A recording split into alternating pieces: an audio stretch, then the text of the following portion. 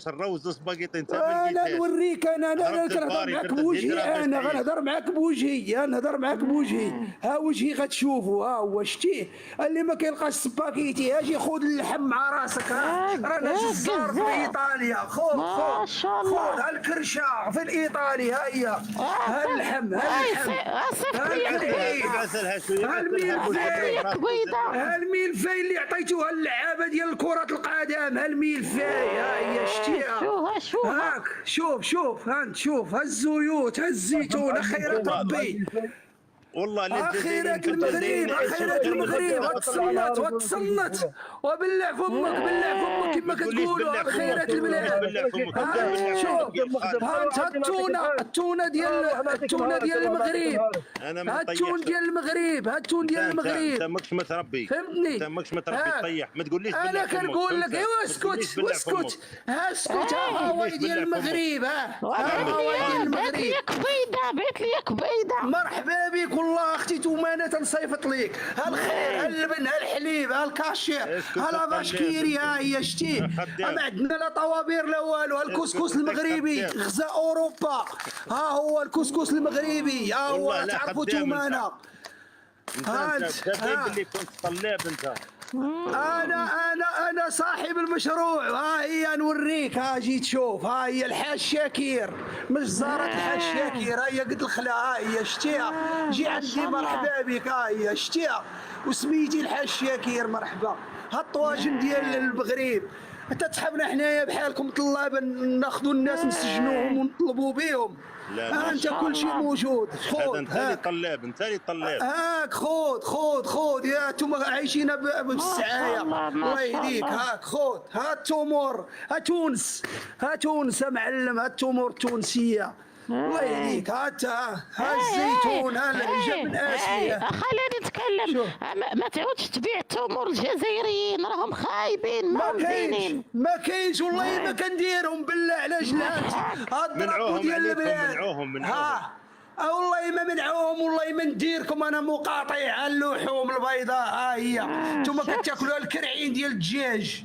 هاك خذ، اسمع مع راسك عمي، ها الربيع بالمغرب، ها الشريحه، ها كل شيء كاين، ها ريبي جميله كاينه في البلاد هنا، ها هي شتيها، ها كيري ماروكان مادين ماروك، ها ميلفاي، ها هي كرة القدم اللي كديروا انتم لدوك الناس الصحراوه اللي جاو من السنغال تعطيهم ميلفاي.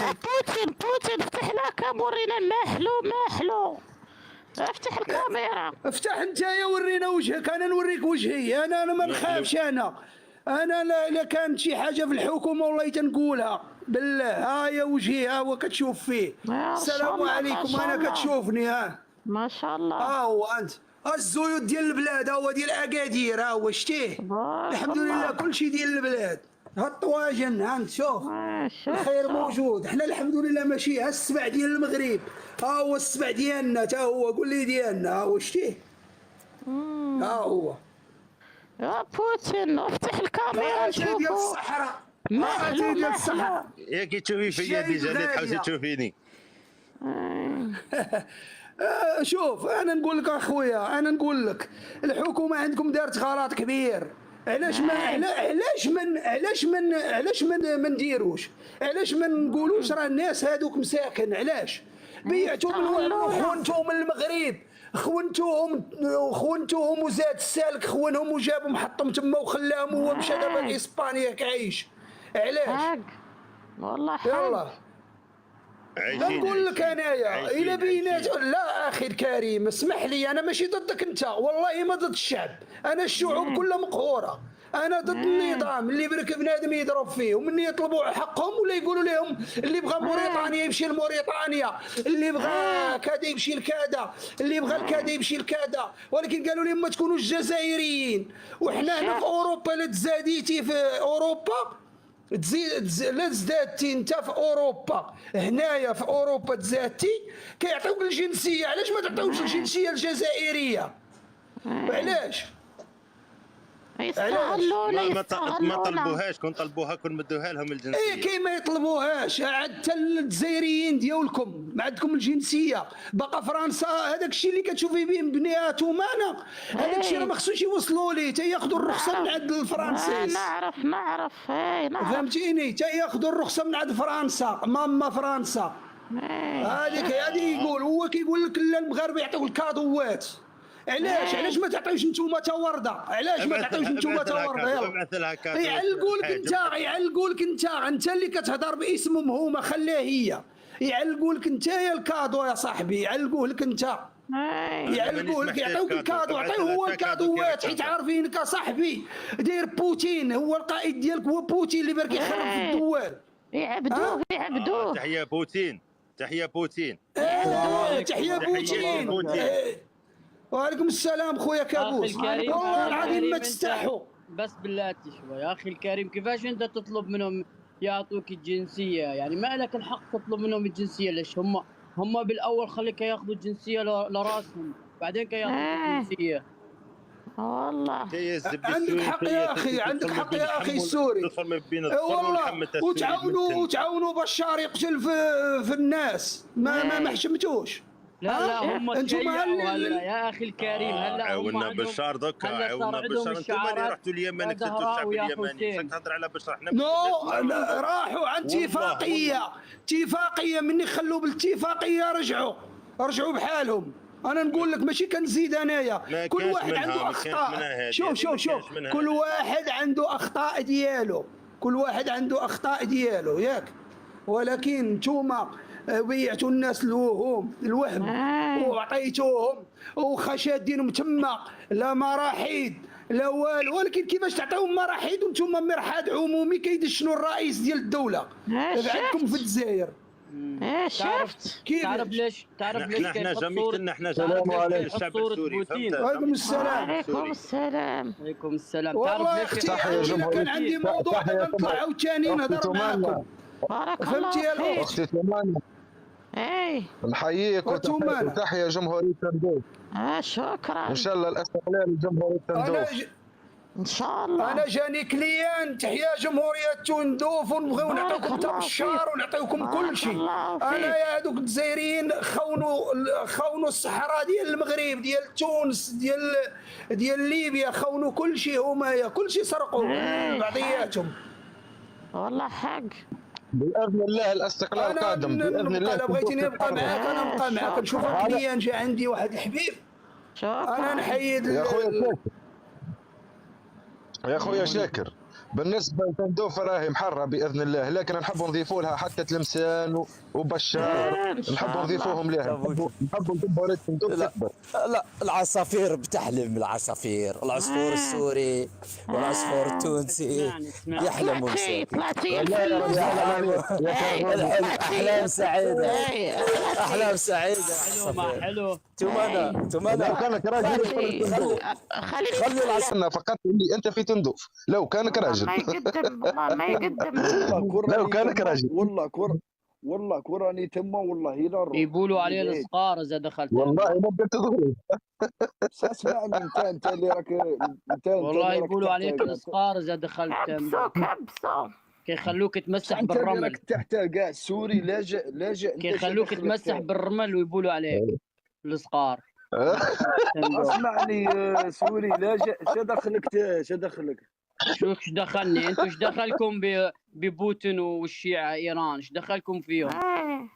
ودي يسلك راسك انت تحوس على يحل لكم ما يحل لنا ولا راسك. شنو؟ شوف الجزائر ما فيهاش شيعة. الجزائر يا زهراوي ما فيها شيء. شوف عاد بالك عليكم ايران وتقول لي ما فيهاش. كيفاش طاحت عيني باين عليكم وهران؟ كيفاش طاحت بوهران؟ وهران داروا فيها ليجو ميديتيراني من القوة الضاربة، كانوا عم يتمرنوا القوة الضاربة. القوة الضاربة كانت ما شاء الله على وهران. هادو اللي فوتو اللي راك تجيبوهم، هادو تاع 2000 السلام عليكم. السلام ورحمة الله وبركاته. وهران ولات حاجة واحدة أخرى. اختي تومانا انا بغيت نوصل لك غير الصوت ديالك المحكمة لاهاي هنا في هولندا، ربما يوصل الصوت. والله لا تجيب له صحفيين يعملوا معاه مقابلة، استنوا علي وشوفوا.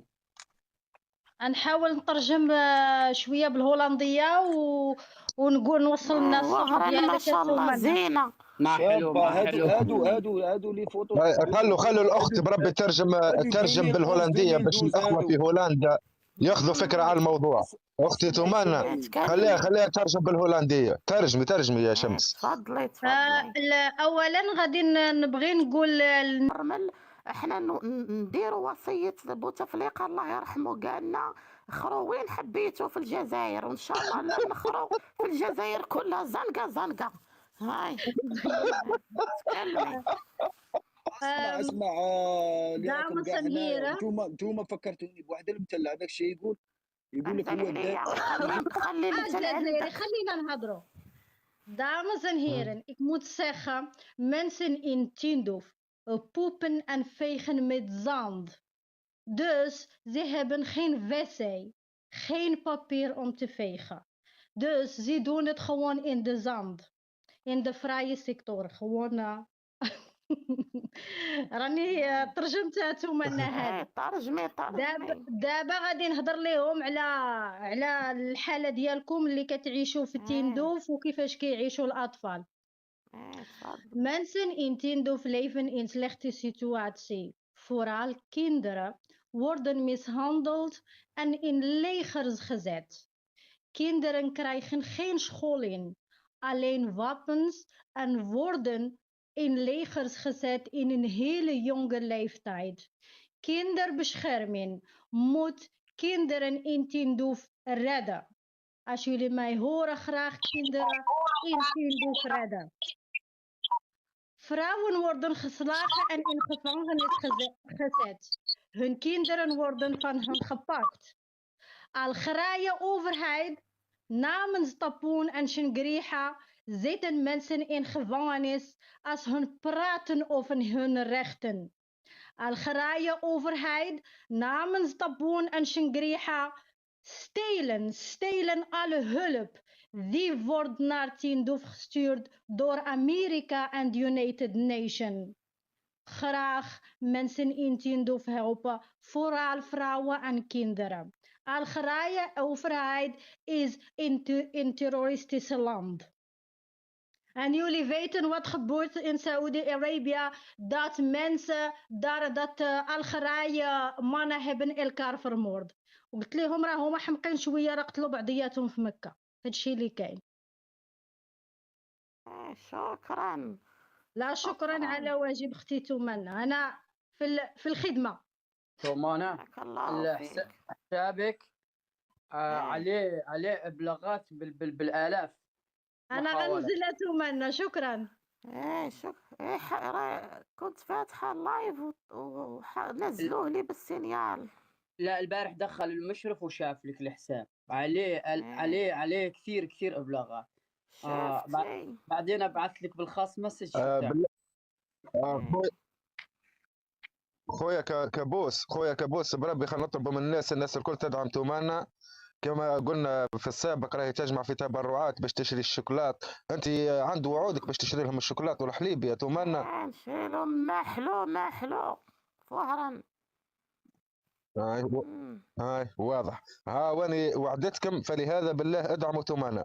اللي عنده تيك توك ولا عنده رد ولا عنده بغل ولا عنده اي حاجه يبعثها يرسلها. بالنسبه باش نتحدثوا توا باللهجه التونسيه. دقيقه اختي ليلى، باش نتحدثوا باللهجه التونسيه على معاناه. لحظة أختي تومانا، باش نتحدثوا بالتونسية، باش نتحدثوا باللهجة التونسية كذلك باش الأخوة التوانسة يفهموا اللي أخواننا الصحراويين فهمتني استغلوهم 47 سنة من المعاناة وقاعدين يتاجروا بأطفالهم ويتاجروا بمعاناتهم. فلهذا هذا توضيح للأخوة التوانسة، يعني الرجاء المساندة ثم المساندة إلى أخواننا الصحراويين وإلى جمهورية تندوف العظيمة فهمتني. تعلن جمهورية تندوف وكذلك المحافظات التي بجوارها مثلا تلمسان شار وإلى آخره. تفضل. شكرا. وينك يا ليلى؟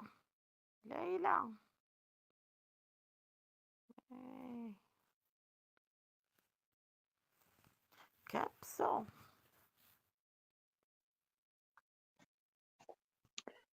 السلام عليكم ورحمة الله تعالى وبركاته. وعليكم السلام. الأخت تمانة تحياتي، الأخ قرطاج، الأخ كابوس، ولضيوفك الأعزاء المستمعين في التعاليق. الله يعزك. شكرا لكم على الاستضافة. أريد بعض التوضيح فقط، لأن إخواننا في الصحراء يتعرضون للتعذيب النفسي والتعذيب الجسدي عن طريق سياسة التجويع، وذلك بالاتجار في المواد الغذائية التي تأتي عن طريق المساعدات الدولية. وهناك يعني جميع التضييقات لأجل إخضاع هذا الشعب المناضل لأجل تحرير يعني مصير وتقرير المصير ديالو. والشخص الوحيد يعني اللي عنده المسؤولية الكبيرة وهو الرئيس الجزائري، وبطبيعة الحال الكبرانات التي تسيره، وفرنسا التي تعطيه الأوامر. للأسف إخواننا في الصحراء أنهم يطالبون ويقولون كلمة الحق وهي تقرير مصيرهم. استمع إلى كلامهم لأن التعذيب، والأخت تمانة تؤكد ذلك من خلال التصريحات اللي كتقوم بها. قال تسليح الأطفال والاغتصاب واغتصابات. فعلا أنا جي لهذه النقطة هذه، هو تجويع يعني الشعب وتجويع العقل لا يفكر، وهذا هو السياسة اللي غادين بها الكبرانات. الاغتصابات، تغتصب النساء، وأي رجل لا يريد حمل السلاح تغتصب زوجته أمام عينه، وتغتصب أخته وأمه أمام عينه. والطفل الذي لا يستطيع حمل السلاح لأنه لا يعرف ما معنى حتى أن الحرب، هناك حرب، لا يعرف معنى الحرب، هو في السن 11 سن 12 سن 13 سنة، لا يعرف ما معنى كلمة الحرب، ويفرض عليه رفع السلاح. ويقولون لأمه إذا كان طفلك يعترض عن السلاح فسنقتله أمامك. لذلك تضطر الأم لقنع طفلها وهو في لدة كبدها، وتقول له احمل السلاح لأنك لا تعرف ما سيقومون به من تعذيب لك ولي ولإخوانك وأخواتك. ولكن المجتمع الدولي للأسف يقفل عينه ولا يسمع كلام هؤلاء الضعفاء، لأن هناك مصالح تلعب في تلك المنطقة. هناك المصالح الأوروبية التي تدعي الديمقراطية وليست بديمقراطية. ليست هناك دولة ديمقراطية أوروبية، كلها تحث على الطمع في تلك المنطقة. وهناك الإيران، دولة إيران التي تلعب دورين، وهو عملية نشر الشيعية، المذهب الشيعي، وثاني حاجة وهو عدم الاستقرار في المنطقة، لأن الجزائر حاليا تقوم بمد يدها إلى الشيطان، وهي تقولوا